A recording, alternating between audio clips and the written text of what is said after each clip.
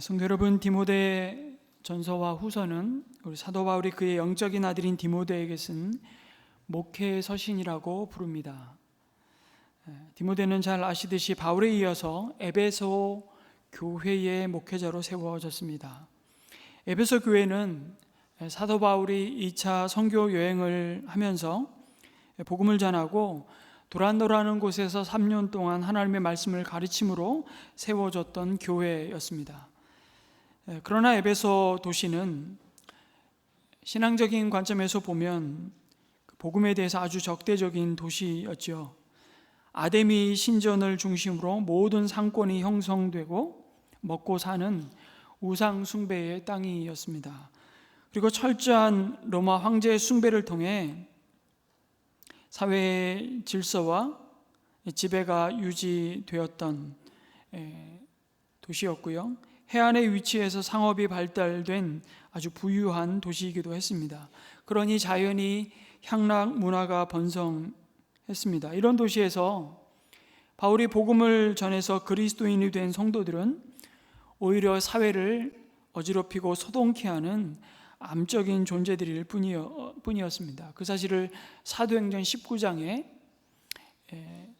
에베소의 아데미 여신의 신상을 파는 길드와 같은 조합에 속한 상인들이 바울을 대적하면서 바울을 핍박하고 에베소 교회를 핍박하는 장면에서 그리스도인들을 향해서 갖고 있는 그들의 생각을 드러내십니다.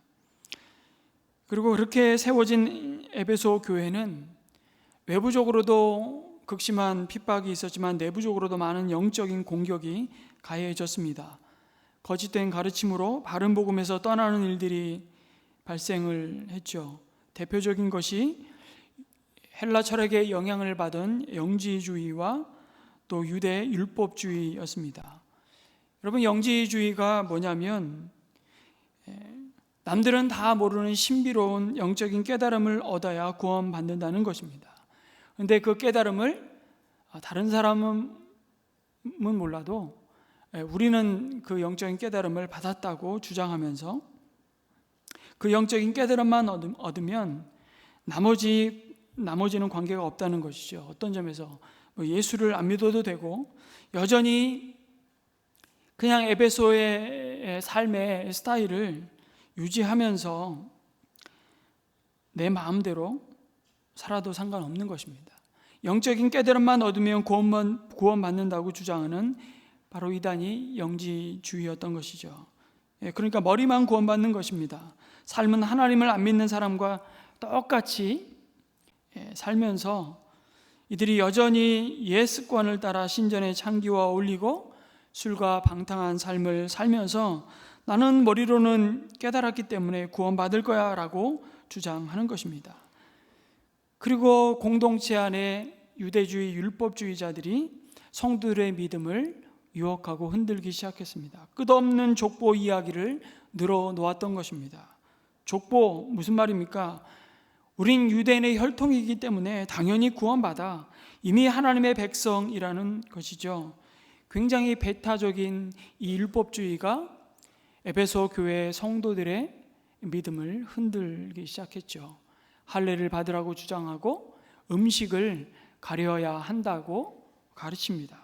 그것이 구원받는 조건이 된다고 말하기 시작한 것이죠.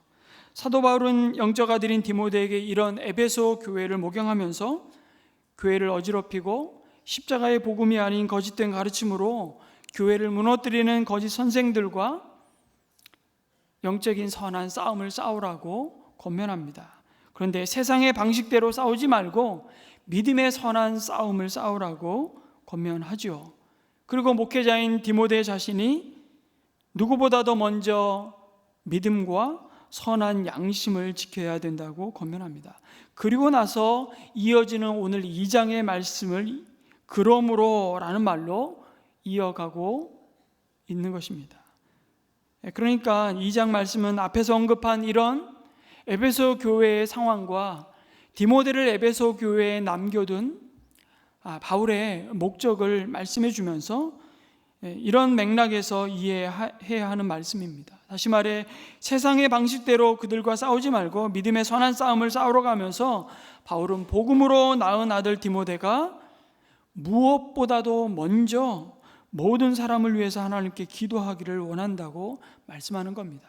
거짓 복음과 세상의 유혹과 그 시험 앞에서, 그리고 그 배후에 역사하는 악한 영들과의 영적인 싸움에서 무엇보다도 먼저 기도할 것을 권면합니다.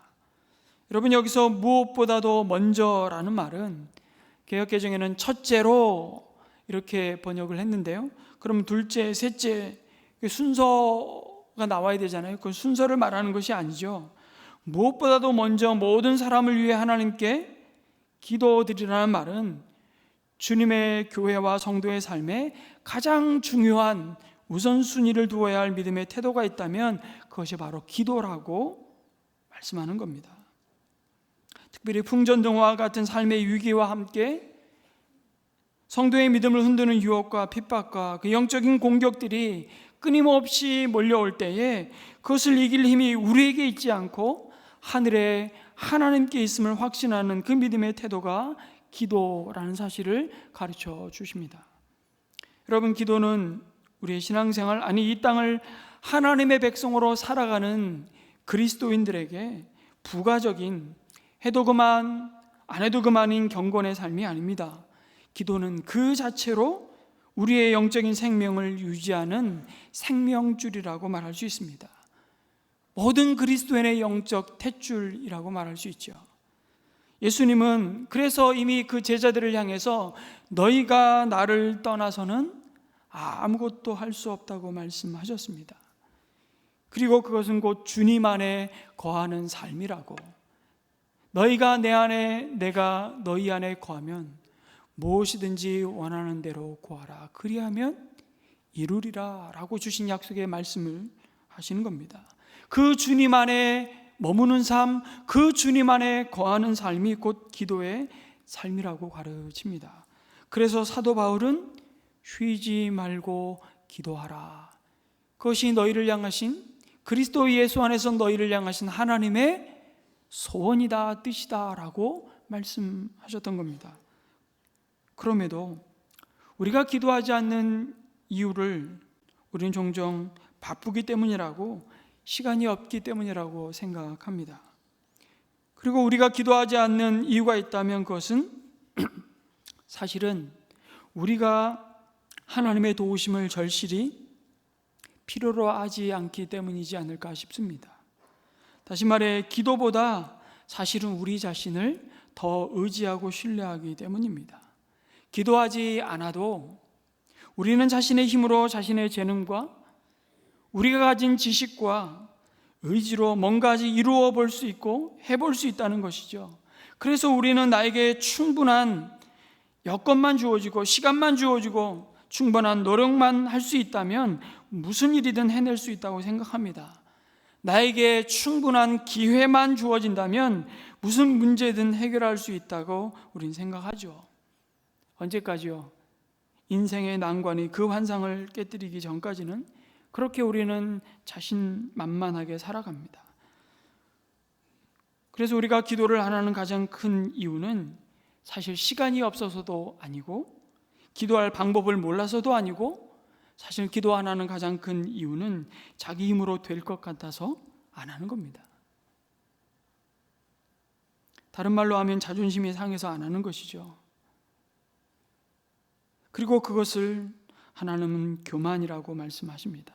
그래서 결국 여러분, 기도는 하면 할수록 사실은 나의 힘을 빼고 내 안에 계신 하나님의 능력과 그분의 영광과 일하심만이 드러나는 의의 경험일 수밖에 없는 겁니다. 여러분, 기도가 무엇입니까? 기도는 내 힘으로, 내 지혜로, 내 경험으로 세상의 방식과 상식으로 이길 수 없는 그 수많은 문제들 앞에 서서 겸손히 하나님께 엎드리는 것입니다. 하나님, 도와주십시오. 모든 인간의 자존심을 사실은 내려놓는 것입니다. 나를 불쌍히 여겨 주십시오. 이 상황을 하나님만이 도우실 수 있습니다. 하나님의 자비와 은혜가 필요합니다. 그것이 바로 기도입니다. 그래서 기도는 결국 여러분 내가 기도했으니까 응답받았다가 아니라 사실은 내가 기도하니 하나님이 이루셨구나, 하나님이 이루시는구나, 그것을 경험하는 것입니다. 그래서 여러분 기도는 철저히 모든 것이 하나님으로부터 공급되고 그 하나님의 손에 달려 있다고 믿지 않으면 우리는 사실 기도할 수 없습니다. 기도하는 척 흉내는 낼 수 있을지 모르겠지만 모든 종교가 기도의 형태를 갖고 있지 않습니까? 그러나 우리는 정말 하나님의 손에 우리의 삶이 달렸다라는 사실을 신뢰하지 않으면 우리는 기도할 수 없습니다.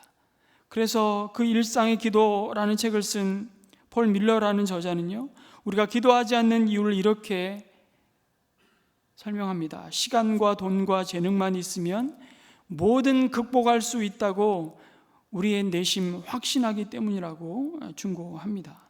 물론 대놓고 이렇게 말하지는 않을 겁니다. 대신에 말씀드린 대로 기도하지 않는 데에는 너무 피곤하거나 너무 바쁘다는 핑계를 댑니다. 하지만 정직하게 사실은 기도할 필요가 없다고 생각하는 것이죠. 그리고 따지고 들어가다 보면 기도하지 않는 삶은 결국 하나님보다 나를 더 의지하는 삶인 것입니다. 그런데 이 삶의 모습에 대해서 예레미야 선지자의 입을 통해서 하나님은 아주 엄중한 경고와 함께 동시에 놀라운 약속을 그의 백성에게 주십니다. 예레미야 17장 5절에 예레미야는 이렇게 선포합니다. 같이 읽습니다. 시작. 나 주가 말한다. 나 주에게서 마음을 멀리하고 오히려 사람을 의지하며 사람이 힘이 되어 주려니 하고 믿는 자는 저주를 받을 것이다.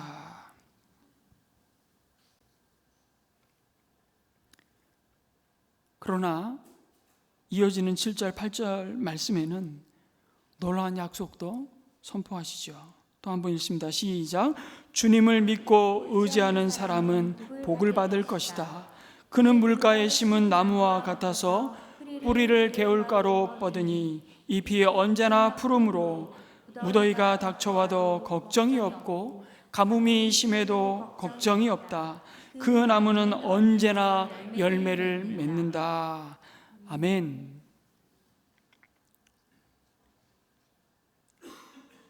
인생을 나무에 빗대어 언제나 열매 맺는 이유가 무엇이라고요? 그 인생이 생명의 근원이신 하나님께 맞닿아 있기 때문이라고 말씀합니다. 그가 바로 하나님을 의지하는 자, 하나님께 기도하는 사람입니다. 여러분, 우리 윤희진 목사님이 고백했던 것처럼 내 인생이 내 마음 먹은 대로, 내가 계획하고 내가 생각한 대로 살아지셨습니까? 우리는 참으로 지나온 삶의 자리자리마다 정말 정직하게 우리의 삶을 대면할 때 우리는 겸손할 수밖에 없음을 고백합니다. 우리는 가장 원하는 것을 스스로 얻을 수 없음을 알기에 사실은 기도에 절박함이 더해지는 경험을 수도 없이 하면서 이 자리까지 와서 앉아 있습니다. 여러분, 엄밀하게 말하면 가장 기도가 필요 없는 사람이 있다면 누구이겠습니까? 바로 예수님이실 겁니다. 그러나 성자 하나님이신 예수님이 육신의 몸을 입고 완전한 사람으로 이 땅에 오시는 그 순간부터 주님은 마지막 십자가를 지시며 이 땅에 오신, 주님을 이 땅에 보내신 하나님의 그 목적을 다 이루시는 순간까지 기도로 시작하셔서 그 삶을 기도로 마치셨습니다. 아버지여, 내 영혼을 아버지의 손에 부탁하나이다. 마지막 십자가 상에서도 아버지여, 저들을 사하여 주옵소서 기도하시며 마지막 사명의 길을 가셨죠. 그리고 바울은 그 주님의 삶과 사명을 이어가야 할 모든 성도들의 모습이 이와 다르지 않다고 말씀합니다. 그래서 사도 바울은 에베소 교회의 목회자였던 디모데뿐만 아니라 그 에베소 교회 성도들을 향해 옥중에서 편지하며 에베소서 6장 18절에 너희가 싸워야 할 영적 싸움에 하나님의 전신갑주를 입으라 고 말씀하시면서 그 전신갑주의 마지막, 하지만 가장 중요한 무장이 있다면 그것은 기도라고 말씀합니다. 그리고 나를 위해서도 기도해달라고 교회들에 쓴 편지마다 자신을 위한 중보의 기도를 부탁하죠. 에베소서 6장 18절 말씀을 같이 읽습니다. 시작. 온갖 기도와 간구로 언제나 성령 안에서 기도하십시오. 이것을 위하여 늘 깨어서 끝까지 참으면서 모든 성도를 위하여 간구하십시오 라고 명령합니다. 그러면서 바울은 그의 영적 아들인 디모데에게, 아니 주님의 백성인 교회를 향해 모든 사람을 위해서 하나님께 여러 가지 기도의 모습들을 권면합니다. 간구와 기도와 중보기도와 감사기도를 드리라고 권하죠. 여러분, 이것은 기도의 종류가 이렇게 다양하다는 것이 아니라 그 기도의 자리에 나아가는 그 성도가 품어야 할 마땅한 믿음의 태도가 무엇인지, 그 기도가 담고 있는 내용이 무엇인지를 사실은 말씀하는 것입니다. 여러분, 간구의 기도가 무엇입니까? 여러분, 간구의 기도는 마음 깊은 곳에서부터 나오는 아주 긴급하고도 특별한 필요를 하나님께 구하는 기도입니다. 간구는 한마디로 절박한 인생의 문제들과 필요 앞에 간절히 주의 도우심을 구하는 기도라고 말할 수 있습니다. 아니, 그렇지 않은 기도가 어디 있겠습니까마는, 특별히 간구의 기도는 우리 삶에 뜻하지 않게 갑작스럽게 찾아온 수많은 위기와 억울함과 긴급한 필요에 대한 하나님의 도우심과 은혜를 구하는 기도를 가르칩니다. 여러분, 간절한 기도를 드려보신 적이 언제이신가요? 그 간절한 기도가 응답되는 경험을 해본 적이 있으십니까? 사실 정상적인 믿음의 성도라면 간절한 기도를 드려본 경험이 있고 그 경험이 응답되어진 그런 간증이 있는 게 사실은 정상입니다. 우리의 신앙 여정 속에서 그런 간증들이 분명히 우리는 있을 겁니다. 살아계신 하나님 아버지 앞에 간절히 부르짖었는데 한 번도 응답된 적이 없다고 한다면 오히려 그것이 참 이상한 것입니다. 물론 내가 원하는 대로, 내가 소원하는 대로 응답되었느냐의 문제는 조금 다르지만, 우리 하나님은 그 하나님을 아버지라 부르고 그 자녀의 간절한 간구에 언제나 귀를 기울이시고 들으시며 응답하시는 하나님이십니다. 그런데 우리는 신앙의 세월이 연륜이 더해질수록, 쌓여갈수록 그 절박함과 절실함을 잃어버리고 있다는 것이 솔직히 우리의 문제 아니겠습니까? 여러분, 우리의 신앙의 절실한 간구의 기도가 사라졌다면 그것은 매우 심각한 우리 영혼의 병이 들었다는 사인인지도 모르겠습니다. 영적인 매너리즘이 시작이 되었고 우리의 믿음이 서서히 사실은 죽어가고 있다는 반증인 것입니다. 여러분, 나의 삶에 닥쳐진 문제들 앞에 내 모습을 바라보면서 정말 절실함이 있어야 되지 않을까요? 아직도 주님의 생명의 복음을 듣지 못한 우리의 부모님들, 우리의 자녀들, 그리고 우리의 배우자를 생각해 보면서 우리에게 그 간절함이 없다면 그건 굉장히 심각한 것입니다. 땅끝까지 이르러 내 증인이 되라. 내가 먼저 받은 그 은혜의 복음에 대해서, 그 사랑에 대해서 빚진 마음을 가지고 주님이 바라보신 시선으로 땅끝을 바라보며 선교와 전도를 생각하면, 그리고 이 민족을 생각할 때마다 절실함이 있어야 되지 않겠느냐고 하나님은 우리에게 도전하시는 것이죠. 우리에게 그 절박한 기도 제목이 없다는 것은 우리 영혼이 깊은 영적인 잠에 빠져 있다는 경고 신호일 수 있습니다. 여러분, 우리 예수님도, 아니 예수님 자신이 십자가를 지시기 위해 어떻게 절박하게 하나님 앞에 나아가는지를 겟세마네 동산에서 기도하시는 모습 속에 누가복음은 그 예수님의 모습을 드러내시죠. 땀방울이 핏방울이 되기까지 힘쓰고 애써 더욱 간절히 기도하셨다고 누가복음은 겟세마네 동산에서의 마지막 그 십자가를 앞두고 주님의 그 절박한 모습을 증거합니다. 그렇게 간절히 기도하실 때 주님은 아버지여, 할 수만 있으면 이 잔을 나에게서 옮겨주십시오라고 간구하셨습니다. 그런데 그 결론은 뭐였습니까? 내 뜻대로 하지 마옵시고 아버지의 뜻대로 하시옵소서라는 간구이지요. 여러분, 이 간절한 기도의 결과는 결국 무엇이냐면 나를 내려놓고 나를 부인하고 아버지의 뜻을 깨닫고 받아들이는 것입니다. 그 간절한 기도를 드릴 때 사실은 우리가 조심해야 되는 것은 나의 문제, 내가 생각한 것에 집착하는 그 집착을 내려놓을 수 있는가 없는가에 있는 것이죠. 내가 붙들고 여전히 나 욕심을 따라 구하는 집착하는 것만 내려놓을 수 있다면 그 간절한 기도는 반드시 응답됩니다.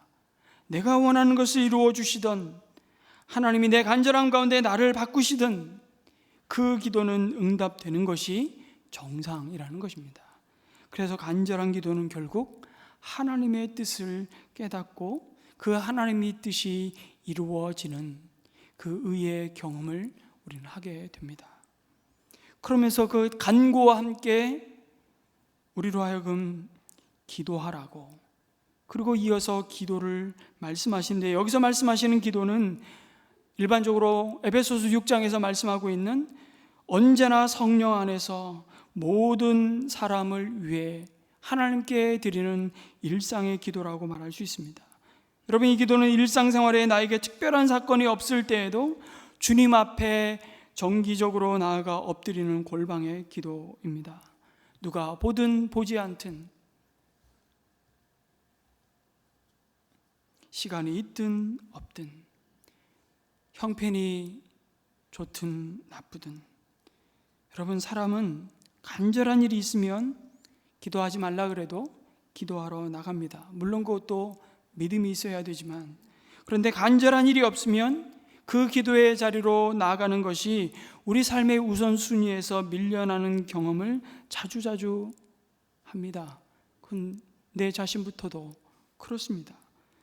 기도보다 급한 일들이, 긴급하게 처리해야 할 그 일들이 우리의 삶의 시간들을 먼저 채워갑니다.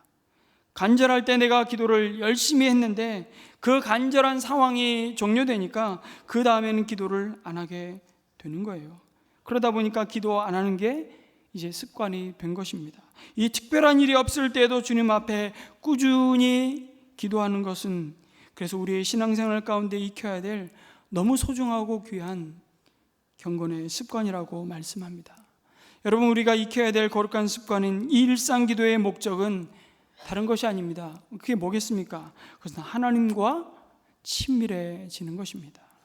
주님과 이심전심이 되는 겁니다. 여러분, 부부 사이에서도요, 산 세월이 부부의 관계를 더욱 가깝고 친밀하게 만들어가지 않습니다. 그 세월만큼, 아니 그 세월의 삶의 시간 속에 나의 자리를 끊임없이 나의 배우자에게 내어주고 헌신하고 그 관계의 친밀함을 가꾸어가는 부단한 헌신이 없다면 여러분, 부부 사이만큼 더 남남보다 못한 관계가 없다는 것을 우리는 오늘 이 시대에 우리 부부의 삶 가운데 경험하지 않습니까? 주님과의 만남, 그 친밀함도 마찬가지입니다. 그 일상의 기도가 쌓여갈 때 사실은 우리가 누리는 축복은 다른 것이 아니라 우리는 하나님의 뜻을 알아가는 겁니다. 하나님의 뜻을 바르게 사실은 분별하게 되죠. 사실 우리가 간구할 때는, 긴급한 필요를 구할 때는 주님의 뜻을 오히려 잘못 깨달을 때가 참 많습니다. 왜 그렇습니까? 내가 기도하는 기도 제목이 너무나 강렬하기 때문에, 나의 소원이 너무나 절박하기 때문에 주님의 뜻을 깨닫지 못할 때가 오히려 많습니다. 그런데 우리가 주님과 일상의 대화를 하고 기도하기 시작할 때, 내가 주님 안에, 주님이 내 안에 거하기 시작할 때, 우린 자연스럽게 하나님의 뜻이 무엇이고 하나님이 지금 우리를 향해서 가지고 계신 기대와 소원이 무엇인지를 조금씩 사실은 더 깊이 깨달아 가는 겁니다. 그래서 기도는 영혼의 호흡이라고 말하는 것이죠. 여러분, 그 기도의 응답은 결국 내가 원하는 것이 이루어지는 것이 아니라 하나님의 뜻이 무엇인지를 깨닫게 되고, 결국 그 뜻이 하늘에서 이루어진 것처럼 땅에서도 이루어지는 하나님의 은혜를 매일매일 경험하는 것입니다. 그래서 기도하면서 하나님의 뜻이 무엇인지를 깨닫게 되면, 하나님의 뜻이 내 생각보다 귀함으로, 내 생각보다 높기에 그 하나님의 뜻이 내가 따라가야 할 길이 되고 빛이 되고 삶의 방향이 되는 것입니다. 그것이 응답이죠. 그럴 때 내가 원하는 기도의 제목대로 응답하지 않으셔도 너도 하나님의 기도의 신실한 응답임을 우리는 믿음으로 받아들이고 수용하게 되는 것입니다. 그리 아니하실지라도. 그런 은혜가 날마다 새롭게 우리의 삶 가운데 부어지기를 축복합니다. 여러분, 그러면서 오늘 가장 중요한, 너희가 하나님 앞에 모든 사람을 위하여 기도하되 특별히 중보기도에 대해서 강조하십니다. 여러분, 중보기도가 무엇입니까? 나 아닌 다른 누군가를 위한 중보적 기도이죠. 하나님은 우리 기도의 지경이 나를 넘어 이웃에게, 아니 사실은 그 이웃을 넘어 원수에게까지 이르기를 소원하십니다. 모든 사람을 위해서 기도하라고 말씀하십니다. 중보기도의 대상에서 제외될 사람은 없습니다. 특별히 하나님께서는 모든 사람이 다 구원 얻고 진리를 알게 되기를 원하시기 때문이죠. 아주 남들은 모르는 신비로운 진리를 마치 자기만 깨달은 것처럼 주장하며 우리를 위해서 기도하라고 말하는 영지주자들을 위한 기도만이 아니라 자신들만이 선민 택한 백성이라고 주장하며 족보를 끊임없이 읊어대는 율법주의자, 유대 율법주의자들을 위한 기도만이 아니라 모든 사람을 위해 기도하라고. 왜요? 하나님은 그 모든 사람이 다 구원의 자리에 이르기를 원하시기 때문에. 그럼에도 우리가 마주하는 현실은 많은 사람이 이 구원의 은혜를 거부하고 배척하고 무시할 것입니다. 넓은 길로 갑니다. 그럼에도 하나님의 소원은 모든 사람이 다 구원받기를 간절히 원하십니다. 그 마음을 끝까지 붙들고 그들을 섬길 수 있는 자리가 중보기도입니다. 여러분, 이 중보기도가 얼마나 복되고 귀한 섬김의 자리인지 오늘 우리에게 주신 이 말씀을 통해서 확인해 주시지 않습니까? 5절에 보니까 하나님은 한 분이시요 하나님과 사람 사이에 중보자도 한 분이시니 곧 사람이신 그리스도 누구시라고요? 예수이십니다 라고 말씀합니다. 그러니까 정확히 말씀드리면 하나님과 사람 사이의 유일한 중보자는 예수 그리스도밖에는 없습니다. 예수님만이 구원에 이르는 유일한 길이요 진리요 생명이십니다. 예수님만이 죄인이었던 인생이 하나님께 나아갈 수 있는 유일한 구원의 다리가 되십니다. 예수님만이 유일하고 영원한 대제사장이 되십니다. 이 사실을 우리는 히브리서를 말씀을 묵상하며 계속해서 반복해서 확인해 보았죠. 그래서 우리가 기도하되 우리는 예수님의 이름으로 기도하는 겁니다. 구원의 이름 예수, 능력의 이름 예수, 죄를 이기고 사망에서 우리를 건지시는 생명의 이름 예수, 오늘도 우리의 약함을 주의 강하심으로 덮어주시고 치유하시는 치유의 이름 예수, 예수의 이름으로 우린 기도하고 중보합니다. 그런데 더 놀라운 것은 이 땅에 예수님이 오신 그 목적과 사명을 우리에게 이어주시고 이어가야 할 사명으로 우리를 구별하시고 부르신 자들이 바로 교회인데, 그 가장 중요한 사명이 바로 하나님과 모든 사람들 사이에 중보적 사역을 감당하는 기도라고 말씀하시는 겁니다. 여러분, 우리가 누군가를 위해서 아파해 보셨습니까? 애간장을 끓여 보셨습니까? 염려와 근심을 해 보셨습니까? 안타까워해 보셨습니까? 하지만 사실 우리 자신은 그들에게 진정한 위로와 도움을 줄 수 없는 연약함과 한계를 가지고 있다는 것을 또한 고백하지 않을 수 없습니다. 그 한계를 늘 경험하죠. 여러분, 누군가에게 줄 수 있는 가장 큰 도움이 있다면 뭘까요? 영원한 죽음의 길로 가는 자를 돌이켜서 생명의 길로 인도하는 것 아니겠습니까?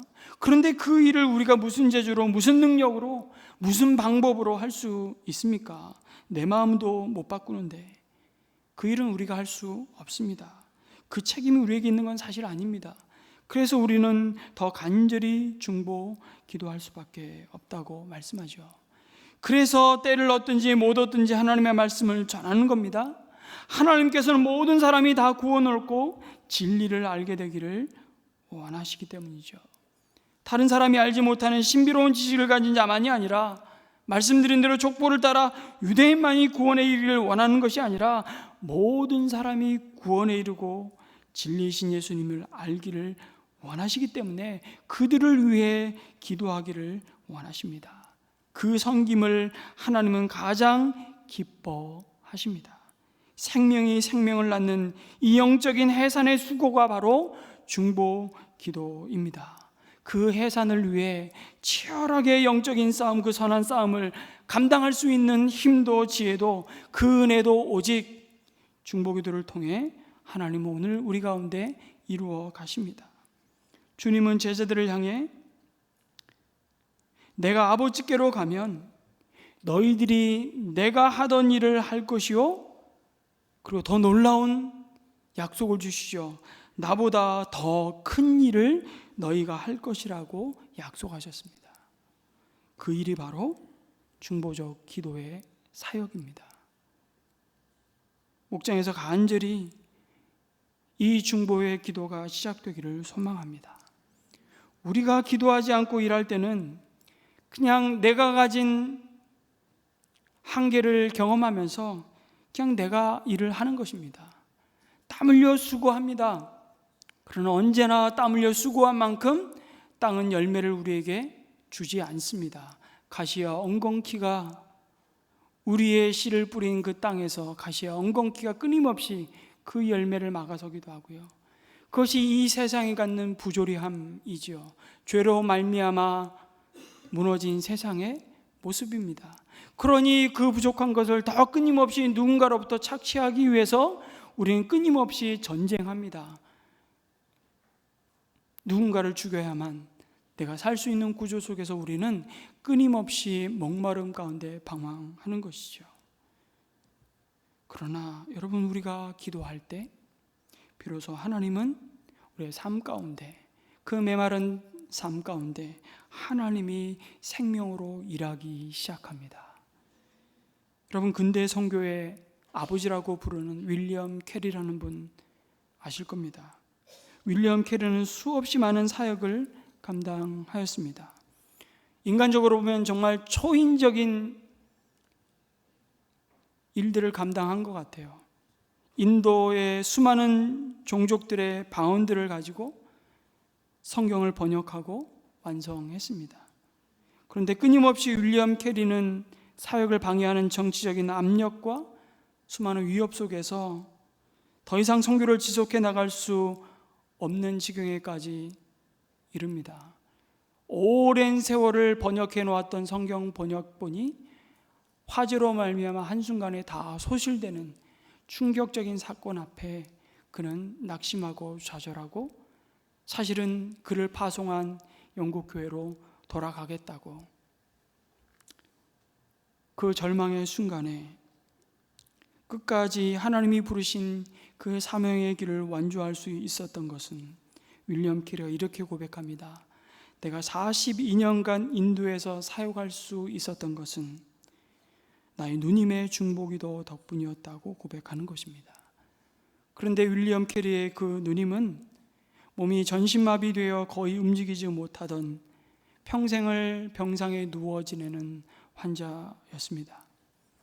그런데 캐리가 선교 사역을 떠나기 전에 그 누님은 캐리에게 이런 약속을 하죠. 내가 너를 위하여 할 수 있는 것은 기도밖에 없다.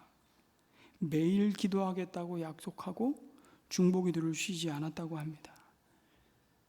인간적으로 보면, 사람의 눈으로 보면 기도가 무슨 생산성이 있겠습니까?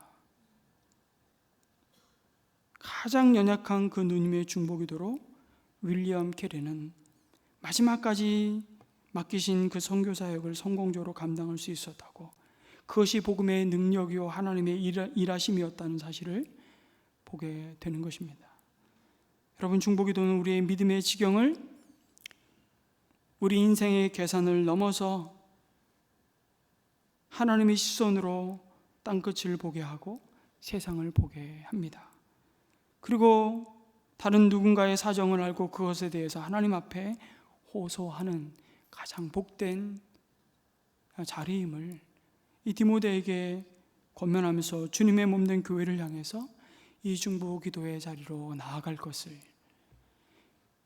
그냥 내 먹고 사는 하나의 문제에 얽매여서 평생 주님 앞에 그 씨름 하나 갖고 살지 말고 우리의 영적인 지경을 뛰어넘어 하나님이 일하시는 그 자리에 우리를 함께 동역자로 초대하시고 부르시는 놀라운 자리인 것을 우리에게 가르쳐주고 있죠. 바울은 그 중에서도 특별히 모든 사람을 기도하여라 권면하면서 특별히 왕들과 높은 주위에 있는 모든 사람을 위해 기도하라고 말씀합니다. 여러분, 왕들과 높은 주위에 있는 사람들이 특별해서 그들을 위해 기도하라는 말씀이 아닙니다. 사실 여기서 언급하는 왕들과 높은 주위에 있는 자들이 누구일까요? 사실은 복음에 대해서 대적하고 교회를 핍박하는 자들이었습니다. 바울이 이 편지를 로마의 감옥에서 보낼 때 그를 감옥에 넣은 왕이 그 유명한 네로 황제였습니다. 수많은 그리스도인들이 네로 황제의 핍박 속에 짐승의 먹잇감으로, 그리고 어두운 밤거리에 그 거리를 밝히는 횃불로 불태워져 순교되었습니다. 그런데 바울은 바로 그들을 위해서 기도할 것을 권면하는 것입니다. 결코 쉽지 않은 권면이죠. 우리는 이것을 우리 기도의 삶에 어떻게 적용해 볼 수 있겠습니까? 혹 내가 받은 상처 때문에 나는 내 기도의 제목에서, 나의 기도의 영역에서 혹시 제외시킨 사람은 없습니까?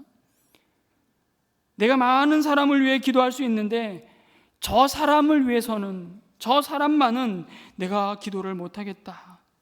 그런 사람들이 혹시 내 안에 여전히 남아 있습니까? 그렇다면 오늘 말씀은 바로 그 원수들을 위해서 기도하라고 도전합니다. 그러면서 그것은 성도인 우리 자신을 사실은 위해서라고 가르치고 있습니다. 우리들이 경건하고 품위 있게 조용하고 평화로운 생활을 하기 위해서라고 말씀하시죠. 그것이 우리가 사는 길이라고 말씀합니다. 그러니 너희의 원수 갚는 것은 내게 있으니 내게 맡기고 너희는 그 원수가 마음을 돌이키고 하나님을 두려워하며 하나님 앞에 엎드리기를 기도하라는 것입니다. 오해하지는 마십시오. 로마 황제와 높은 지위에 있는 권세자들이 그러한 삶을 보장해 주기 때문이 아닙니다. 그들은 결코 하나님을 경외하는 삶인 이 경건에 대해서 알지 못하고 관심도 없습니다. 이웃을 내 몸과 같이 사랑하라고 하신 품이 있는 삶에 대해서 오히려 그들은 조롱하며 어리석다고 말하죠. 그들은 결코 평화를 이 땅에 가져올 수도 없습니다. 오히려 자기들의 평화로운 삶을 위해서 수많은 피지배 민족의 노동과 핏값으로 유지하는 가짜 평화를 만들 뿐입니다. 그런데 그들을 위해 여러분 기도하라고 말씀합니다. 그 기도하는 것이 어떻게 성도에게 경건과 품이 있고 평화로운 삶을 가져옵니까? 그것은 악을 악으로 갚지 말라고, 원수를 원수로 갚는 것이 아니라 그 원수를 위해 기도하라고 하신 그 주님의 명령에 순종할 때 이미 우리는 하나님이 부어주시는 영원한 평강을 우리가 누리기 때문에 그렇습니다. 그 평강이 우리를 덮어버리기 때문이죠. 십자가로 죄와 죽음을 이기신 그 승리가 곧 나의 승리라는 사실을 우리가 이미 보았기 때문입니다. 이 순종이 결국은 세상을, 그 로마를 복음으로 무너뜨렸습니다. 아니, 무너뜨렸다기보다는 복음으로 로마를 살린 것이죠. 로마가 살아나는 것입니다. 여러분, 이 땅의 권력을 가지고 그럼에도 직접적으로 아주 중대한 영향력을 미치는 이 왕과 권력자들의 마음을 다스려 주시기를 우린 기도해야 합니다. 우리는 우리가 원하는 대통령이 선출될 수도 있고 그렇지 않을 수도 있습니다. 그런 대통령이 선출되었다면 우리는 기도하고, 그렇지 않다면 기도하지 않을까요? 그것은 하나님의 뜻이 아니라고 말씀합니다. 복음이 증거되는 일이 회방받지 않기를 우리는 끊임없이 기도해야 합니다. 그럼에도 많은 핍박과 때로는 복음을 대적하는 일을 만났을 때 그것을 넉넉히 견디고 넘어갈 수 있는 그 인내와 주님의 도우심과 자비와 그 은혜가 메마르지 않기를 우리는 끊임없이 기도해야 합니다. 그 사실을 여러분, 이미 이스라엘 백성이 자신의 부모를, 때로는 자신의 자녀들을 다 죽이고 자신을 포로로 사로잡아간 그 바벨론 땅을 위해서 기도하라는 예레미야의 그 선언 앞에 그 주님의 마음을 이렇게 드러내십니다. 예레미야 29장 7절 말씀을 우리 함께 읽겠습니다. 시작. 또 너희는 내가 사로잡혀 가게 한 그 성읍이 평안을 누리도록 노력하고 그 성읍이 번영하도록 나 주에게 기도하여라. 그 성읍이 평안해야 너희도 평안할 것이기 때문이다 라고 말씀합니다. 그리고 예수님도 그의 백성이 이 죽음이 가득한 땅에서 하늘의 백성으로 살아가는 삶을 산상수훈의 말씀으로 가르치며 마태복음 5장 44절에 이렇게 말씀하셨죠. 같이 읽습니다. 시작. 너희 원수를 사랑하며 너희를 핍박하는 자를 위해서 기도하라. 여러분이 모든 사람을 위하여 기도하되 여러분을 해코지하고 때로는 여러분을 비난하고 핍박하고 또 여러분에게 나쁜 짓을 하는 사람에게 대답하시려고 하지 말고 또 나란히 서서 똑같이 분노를 터뜨리고 똑같이 받은 대로 되돌려주는 그런 방식으로 반응하지 말고 그들의 영혼에 하나님의 은혜가 임하도록 그들을 위하여 기도하라고 말씀하십니다. 그것이 진정 이 땅의 샬롬, 주님의 회복을 가져오는 지름길이라고, 그것을 알고 그들의 영혼을 위하여 기도하고 그들의 영혼에 절대로 그들이 행하는 대로 되갚아주지 말라는 말씀입니다. 그럼에도 우리는 너무너무 자극적이고 참으로 사나운 시대를 살고 있는 것 같습니다. 우리에게 조금 잘해주면 좋아하고 우리의 마음을 불편하게 하고 뭔가 못해주면 싫어하고 우리의 마음에서 제외시켜버리는 우리 공동체에서 바깥으로 쳐내려고 하는 경향들이 우리에게 얼마나 많이 남아있는지 모릅니다. 우리는 모든 것을 그런 방식으로 행하고 그것이 당연하게 여겨지는 시대를 우리는 살아가고 있지만 너희는 그렇지 않다라고 주님이 말씀하십니다. 그래서 여러분, 이 세상이 이러한 믿음의 사람을 받을 수 없다고, 그래서 세상이 이러한 사람을 감당치 못한다고 히브리서 11장의 믿음의 사람들을 드러내시며 그들을 그렇게 평가하시는 겁니다. 우리가 모든 사람을 위해서 기도하는 이것을, 그리고 마침내 3절에 보니까 이것은 우리 구주 하나님께서 보시기에 좋은 일이고 기쁘게 받으실 만한 일이라고 말씀합니다. 그것이 하나님 보시기에 선한 일이고 하나님이 기뻐 받으시는 예배라고 말씀하는 것이죠. 이것이 영원하고 유일한 구원의 중보자이신 예수님의 사역을 이어가는 모든 성도가 부르심받은 자리라고 말씀합니다. 여러분, 기도는 가장 우선해야 할, 무엇보다도 먼저 우리가 붙잡아야 할 사명의 자리입니다. 아무리 강조해도 지나침이 없는 복음의 사역입니다. 기도할 때 주님이 일하십니다. 대상에 제한이 없는 그 기도, 그 대상에 제한이 없는 그 사역, 이것이 하늘의 복을 받은 우리가 세상의 복이 되기 위하여 오늘도 지켜가야 할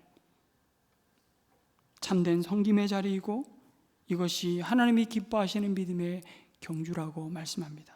이번 한 주간도 무엇보다도 먼저 우리를 두신 그 삶의 자리에서 하나님의 시선을 가지고 사람을 보고 세상을 보며 모든 사람을 위해 기도함으로 하나님의 뜻이 하늘에서 이루어진 것처럼 우리의 삶의 자리에 땅에서 이루어지기를 주님의 이름으로 축복합니다. 아멘.